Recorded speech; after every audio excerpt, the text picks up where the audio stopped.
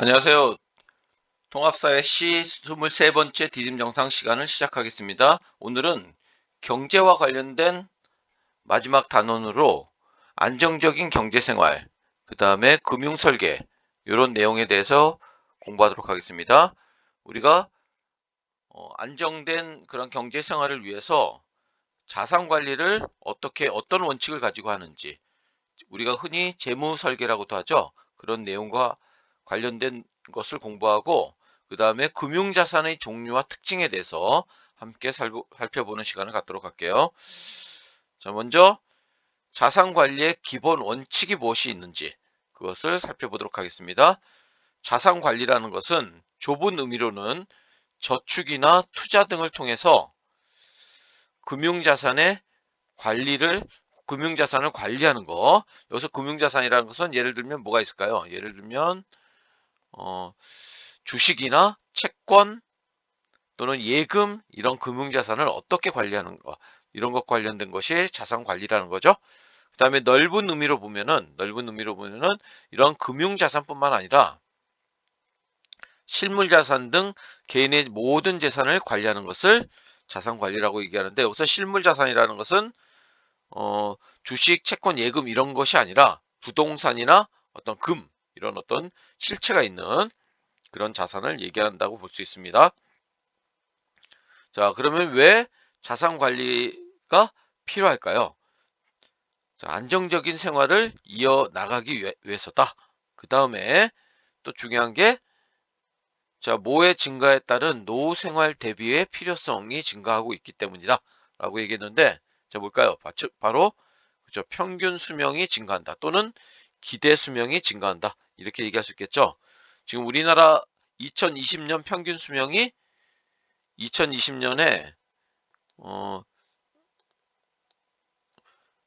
평균 수명이 77.9세라고 얘기합니다. 근데 이것이 2030년 되면은 81.9세가 된다고 하죠. 이 추세는 점점 늘어나고 있는 거죠. 자, 그래서 이렇게 평균 수명이 증가하고 우리가 앞으로 살아갈 그런 기대 수명이 증가함에 따라서 노후 생활을 대비하기 위해서는 이런 자산 관리가 필요하다라고 볼 수 있겠네요. 그 다음에 미래 예상되는 지출과 예상되는 지출, 예를 들어서 뭐 결혼해서 출산과 또는 양육과 관련된 비용이라든지, 또는 자녀 결혼과 관련된 비용이라든지, 아니면은 자녀 교육비라든지, 이런 미래 예상되는 지출과, 그 다음에 갑자기 아플 수도 있고, 그 다음에 갑작스럽게 돈이 들어가는 경우가 있죠. 그런 예기치 못한 지출, 이런 것에 대비하기 위해서도 이런 자산 관리는 필요하다라고 얘기할 수 있겠네요. 그 다음에 국경을 뛰어넘는 금융거래가 증가하고 있고, 위험성이 높은 금융상품 개발 등 금융환경의 변화에 대한 대비를 하기 위해서도 이런 자산관리가 필요하다라고 얘기할 수 있고, 대표적인 자산관리 방법에는 우리가 예금과 같은 저축, 저축, 그 다음에 주식, 채권과 같은 투자, 이러한 방법이 있다라고 볼 수 있겠네요. 자, 그래서 여기 교과서 167쪽에 있는 내용을 보면 안정적인 경제 생활을 위한 노력, 이렇게 나와 있는데, 자, 쭉 보면은 기대 수명이라는 개념이 나오죠? 기대 수명. 그해 태어난 아이가 생존할 것으로 기대되는 평균 연수를 얘기한다. 2020년 기대 수명 하면은 2020년에 태어난 아이가 그 아이가 그 생존할 것으로 기대되는, 그러니까 평균적인 그런 어떤 연수를 기대 수명이라고 하는데, 자, 이렇게 남자 여자로 나눈 기대 수명이 있죠. 남자 여자로 나눈 기대 수명이 점점 굉장히 우리나라가 증가하고 있다는 사실을 알 수 있죠. 증가하고 있다. 남자도 그렇고 여자도 그렇고. 자, 그런 이런 측면이 있고, 그 다음에 우리나라 평균 정년이 이렇게 증가하고 있고, 그런 상황을 알 수 있겠네요. 자, 그래서 여기서 문제를 보면은, 위 통계 자료를 토대로 안정적인 경제 생활을 준비해야 되는 이유가 뭘까요? 뭐라고 얘기할 수 있을까요? 그쵸, 바로 자, 이렇게 은퇴 이후에도 소비는 꾸준히 이어질 수밖에 없기 때문에, 은퇴 후에도 안정적인 경제 생활이 가능할 수 있도록 미래에 대한 계획을 세우고 은퇴 후의 생활을 대비해야 되겠죠. 그래서 이런 어떤 미리미리 어떤 그 은퇴 후의 어떤 경제 생활 이런 것들을 대비하기 위해서는 어 이런 어떤 그 자산 관리라든지 이런 개념들이 굉장히 중요하다라고 얘기할 수 있겠네요. 자, 그러면은 자산 관리의 원칙이 있죠. 이 자산 관리의 원칙을 한번 살펴보도록 할게요.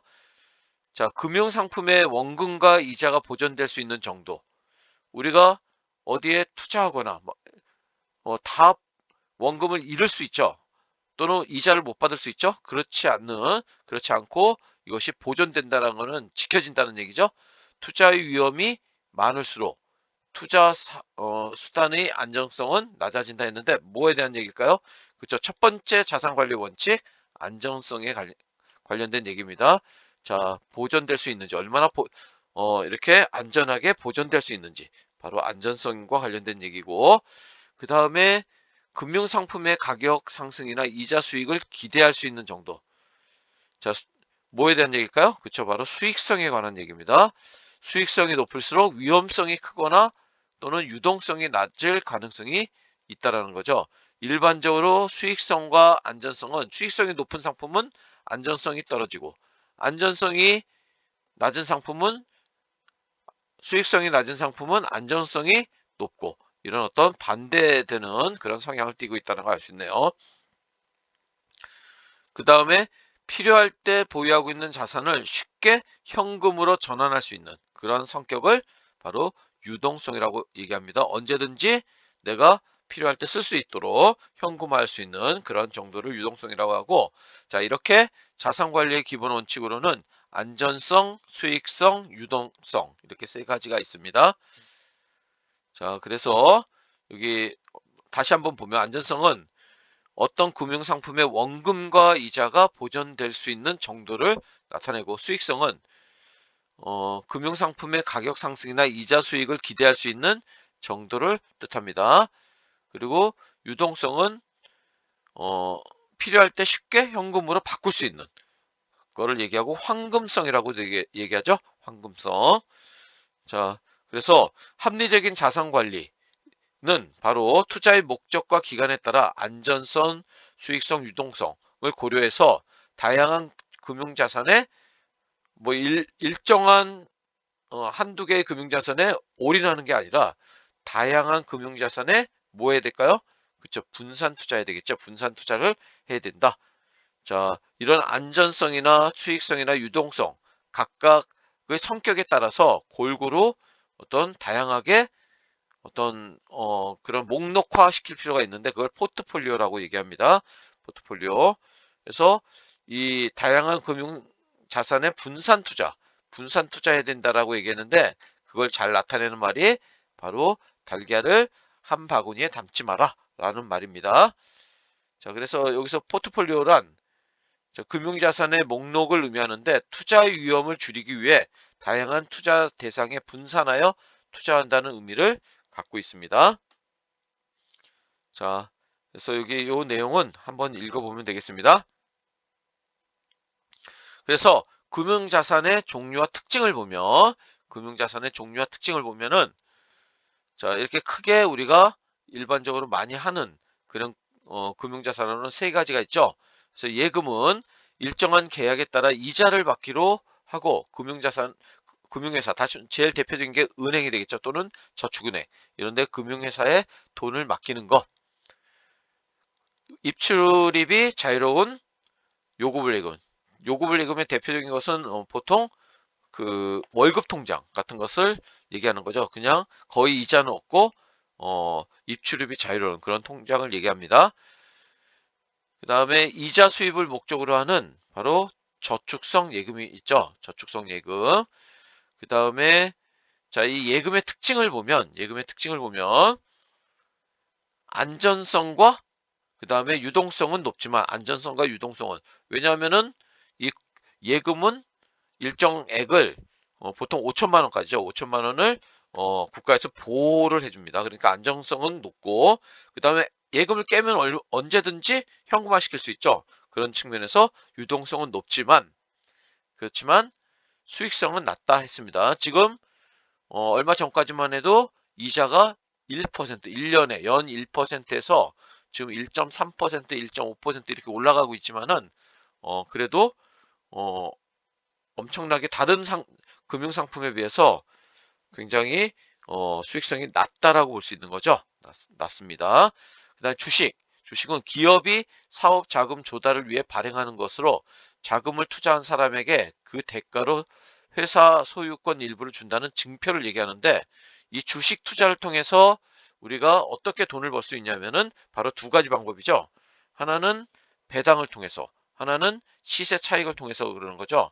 자, 내가 만약에 삼성전자 주식을 갖고 있으면은 어, 그 주식에 따라서 연말에 그 주주들에게 일정한 그 주식 주가라고 그러죠. 주식의 가격, 주가의 일정한 비율로 해서 배당을 해줍니다. 사업 실적에 따라서.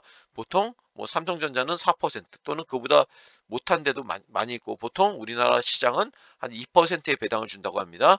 그러니까 이런 배당, 주식을 발행하여 사업 자금을 조달하는 회사를 주식회사라고 하는데, 그 사업 성과에 따라서 투자자의 투자 지분을 나눠주는데 이를 배당이라고 합니다. 이렇게 배당을 받을 수 있고, 내가 1,000만 원어치 삼성전자 주식 갖고 있으면 뭐 4%면 얼마일까요? 그죠? 한 40만 원 받겠죠? 자, 이런 걸 얘기하는 거고, 그다음에 시색 차이. 자, 투자자들이 주식 가격이 내가 만약에 7만 원에 삼성전자 주식을 샀는데 그게 8만 원이 되면은 한 주당 만 원 이득을 보겠죠. 물론 그 반대인 경우도 있죠. 8만 원에 샀는데 7만 원이 되는 경우도 있지만은, 자, 이렇게 보통 두 가지 측면이 있다라는 거. 그래서 이 주식은 보통 수익성은 높지만, 수익성을 바라보고 투자를 많이 하는 거죠. 그래서 수익성은 높지만 뭐가 낮죠? 그렇죠. 안전성은 낮다. 어, 이런 시세 차익이 오히려 마이너스가 되는 경우는 돈을 잃을 수도 있는 거죠. 그래서 어, 수익적인 목적으로 주식 투자를 많이 하지만은 돈을 잃을 수도 있다라는 거. 자, 그런 것들을 얘기하는 거고, 채권은 국가나 공공기관, 금융회사, 기업 등이 미래에 일정한 이자를 지급할 것을 약속하고 돈을 빌린 후 제공하는 증서를 얘기합니다. 그래서 이 채권을 갖고 있는 사람은 만기가 되면은 그 채권을 발행한 회사로부터 어떤 원금과 이자를 받을 수 있는 거죠. 그래서 이 채권 자체가 채권 시장에서 거래가 됩니다. 그래서 그 채권도 시장에서 사고 팔 수 있는데, 보통 어떻게 평가되냐면은 예금보다는 안전성이 낮지만 그 다음에 수익성은 높습니다. 보통 4% 이상의 어떤 수익성을 올리는 경우가 많죠. 그래서 예금보다는 안전성이 낮지만 수익성은 높지만, 주식보다는 수익성은 낮고 그렇지만 또 채권은 회사가 망하지 않는 한 원금을 돌려받을 수 있기 때문에 안전성은 높다, 이렇게 얘기할 수 있습니다. 채권은 예금보다 안전성은 낮지만 수익성은 높고, 주식보다 수익성은 낮지만 안정성은 높다라고 얘기할 수 있습니다. 자, 이상 23번째 디딤 정상 시간을 마치겠습니다. 나머지 내용은 24번째 디딤 정상 시간에서 하겠습니다. 수고했습니다.